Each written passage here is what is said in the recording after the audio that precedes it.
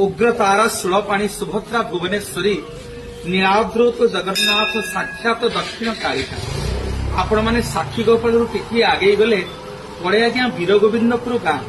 ए वीर गोविंदपुर माटी करुणामयी माँ कहीं केते को आवाहन कालरू ए माटी विराजमान करिसेंती। जगन्नाथ को दर्शन करवा जहा एठी माँ दक्षिण काली दर्शन करवा सेया।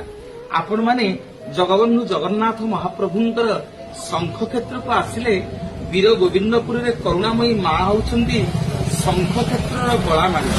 जेतेबेले मो माँ को दर्शन करिया को आसिबे जेतेबेले मो माँ को जहा मानसिक करिवे माँ भक्त मानकर समस्त अभिलाष को अविलंबे पूरण करती। मो हाथ में आपण मैंने देखुछंती कदली पाटुंगा संगे मां दुब फूल आ कदली पाटुका जदि पाखे अच्छी ना कौन विपद आपद आपण मान पाखक आसीपारनी। सकाळ पाइले वीर गोविंदपुर माटी आज्ञा लोक मानकर जनगहली प्रकंपित हुए माँ दक्षिण काली दयारू। माँ को डाकिदेले माँ ओ करती।